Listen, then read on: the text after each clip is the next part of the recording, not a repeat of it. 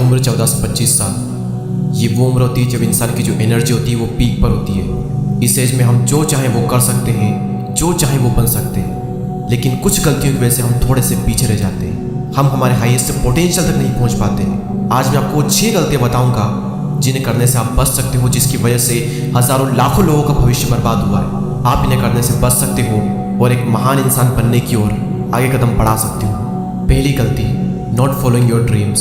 Scientist ने एक बार सर्वे किया जिसमें उन्होंने 40 साल की उम्र वाले 60 लोगों से पूछा कि पास्ट की कौन सी घटनाएं हैं जिनका पछतावा आपको अभी तक होता है। तो उन 60 में से 45 लोगों ने बताया कि उन्हें सबसे ज़्यादा पछतावा ये होता है कि उन्होंने वो काम किए ही नहीं जो वो करना चाहते थे।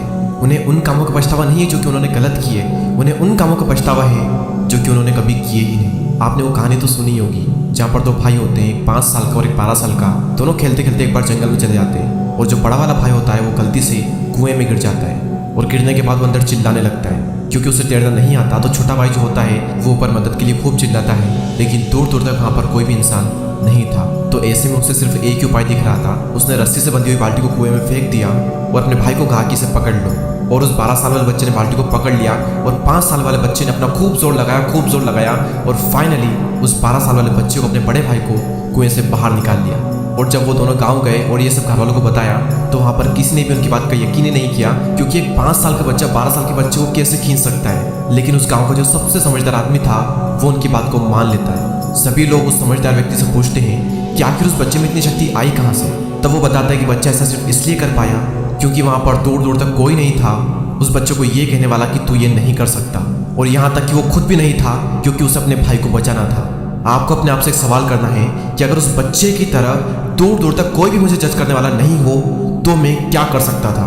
अगर आज की डेट में मुझे कोई भी जज नहीं कर रहा है तो क्या क्या काम है जो कि मैं कर सकता हूँ, जो कि मैं नहीं कर रहा हूँ सिर्फ इसलिए क्योंकि लोग जज करेंगे। तो इसका जो भी आंसर आपको मिलता है तो उसे तुरंत आज की आज ही स्टार्ट कर दें, क्योंकि अगर आपने नहीं किया तो आने वाले टाइम में आपको बहुत पछतावा होगा कि काश मैं कर लेता तो आज ये दिन ना देखना पड़ता। उसका पछतावा जो है ना वो नहीं होना चाहिए, क्योंकि समय फिर से कभी नहीं आएगा। और हजारों लाखों लोग ये गलती करते हैं, अपने ड्रीम्स को फॉलो ही नहीं करते सिर्फ इसलिए क्योंकि उन्हें जज करने वाले बहुत होते हैं। इस गलती को करने से बचें और अपने सपने पर आज ही काम करें।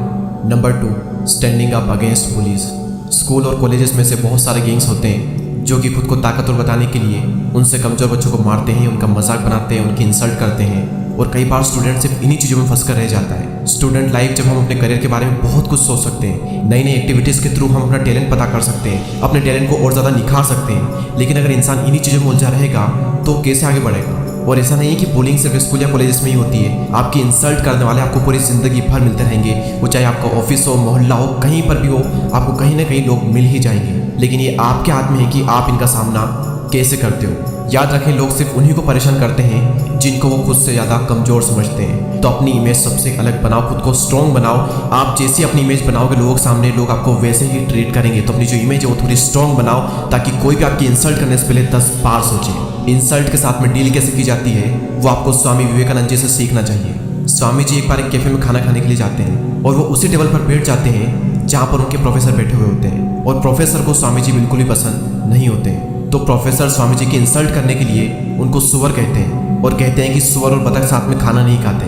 और तभी स्वामी जी कहते हैं कि आप जब बोलोगे मैं उड़कर चला जाऊंगा। स्वामी जी ने यहाँ पर खुद को बतख बना दिया, उनको सुअर बना दिया बिना उनको सुअर कहे।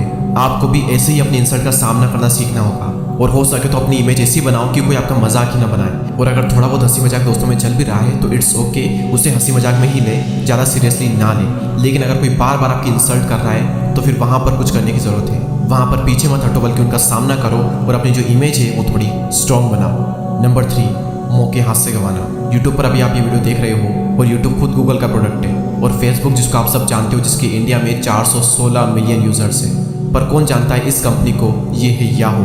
गूगल की तरह ये एक सर्च इंजन है। साल 1998 में गूगल ने याहू को एक ऑफर दिया था कि वो गूगल को $1 मिलियन में खरीद ले, लेकिन याहू ने उस टाइम मना कर दिया। सन 2004 में गूगल ने फिर से याहू को ऑफर दिया कि वो गूगल को $4 मिलियन में खरीद ले, लेकिन याहू ने $3 बिलियन का काउंटर ऑफर दिया और वो डील भी कैंसिल हो गई। इसके बाद साल 2006 में याहू के पास एक और अपॉर्चुनिटी आई थी कि वो फेसबुक को $1 बिलियन में खरीद ले, लेकिन याहू ने अपनी बिड कम करके $850 मिलियन कर दी और वो डील भी कैंसिल हो गई। याहू अगर इन अपॉर्चुनिटी को मिस नहीं करता तो आज वो $1 ट्रिलियन कंपनीज का ओनर होता।